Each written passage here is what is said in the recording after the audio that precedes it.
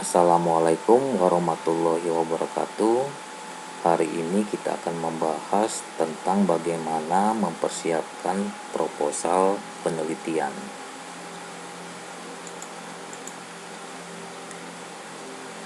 Berikut ini umumnya isi proposal terdiri dari 9 bagian, di mana setiap bagian kita harus bisa saling memahaminya. Yang pertama adalah bagian judul. Di sini judul harus singkat dan jelas.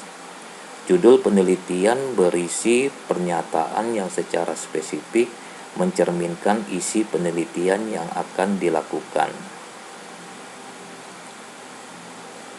Misalnya di sini mencerminkan konsep dari gejala atau fenomena yang akan diteliti.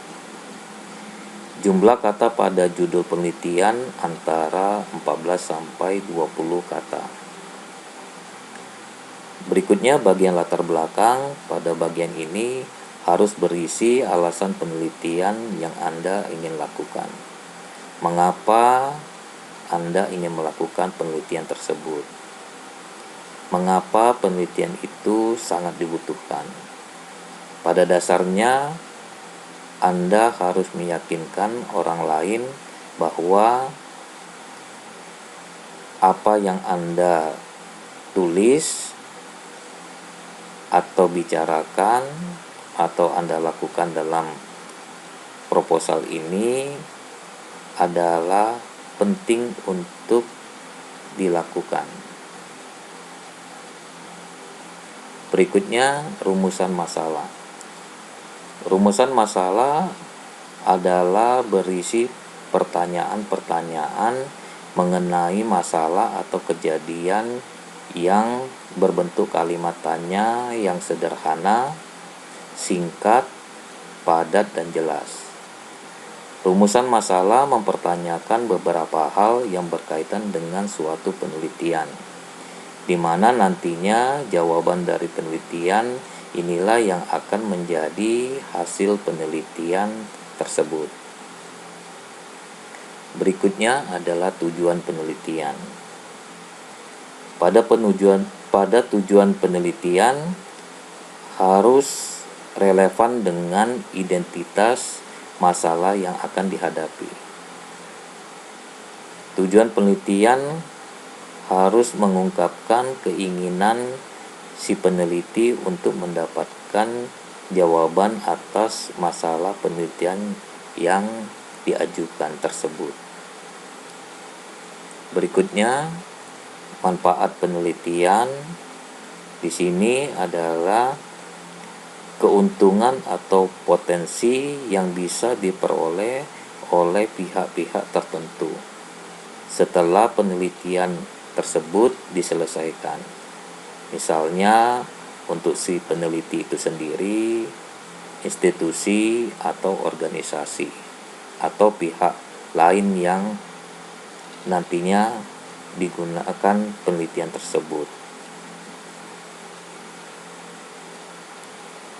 Berikutnya adalah tinjauan pustaka atau landasan teori. Di sini berisi penelitian terkait, dalam hal ini adalah penelitian-penelitian yang berhubungan sangat erat dengan penelitian yang akan kita lakukan. Kemudian di sini berisi teori-teori yang mendukung penelitian yang berasal dari pendapat orang lain. Berikutnya adalah metodologi. Di sini merupakan membicarakan atau mempersoalkan mengenai cara-cara melaksanakan penelitian. Misalnya, tahapan penelitian, instrumen penelitian, lokasi penelitian, rancangan sistem usulan, atau juga kerangka pikir penelitian. Berikutnya adalah jadwal. Di sini berisi jadwal rinci yang menjadwalkan semua aspek penelitian yang harus dibuat serta menjadi indikator dalam menyelesaikan penelitian tersebut. Yang terakhir di sini adalah daftar pustaka berisi susunan tulisan seperti nama penulis, judul tulisan, penerbit, identitas penerbit, dan tahun terbit. Daftar pustaka ini digunakan sebagai sumber acuan atau rujukan bagi seorang peneliti dalam melakukan penelitiannya. Inilah merupakan isi proposal yang harus kita pahami satu demi satu.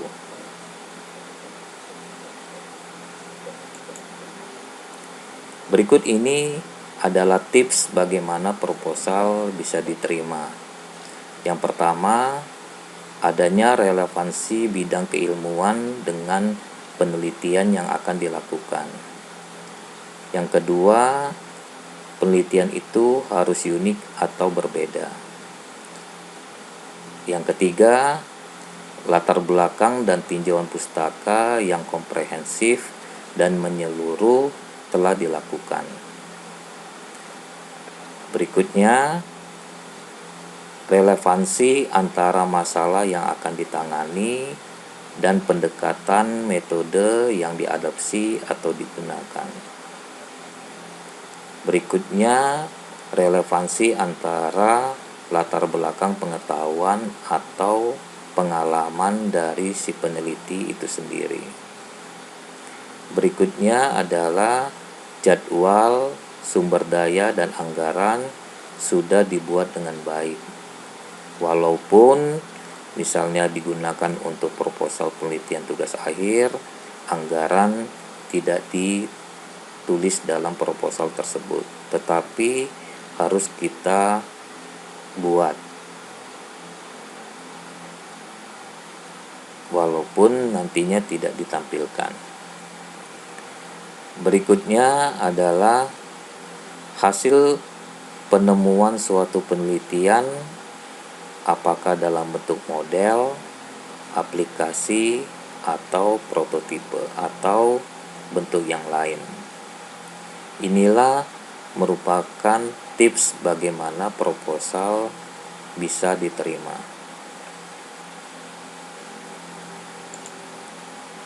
Berikut ini adalah bagaimana proposal kira-kira tidak diterima. Nah, di sini ada faktor-faktor penyebabnya. Yang pertama, maksud dan tujuan penelitian tidak jelas. Berikutnya, ketidaksesuaian antara pendekatan yang diadopsi dan masalah yang akan ditangani. Berikutnya, rencana keseluruhan terlalu ambisius dan sulit untuk dicapai dalam skala waktu tertentu. Ingat bahwa dalam melakukan penelitian ada batas waktu yang sudah ditentukan untuk diselesaikan penelitian tersebut. Berikutnya, tidak melakukan penelitian latar belakang yang cukup mendalam.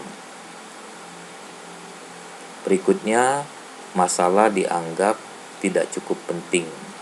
Artinya di sini si peneliti menuliskan proposal yang sifatnya umum.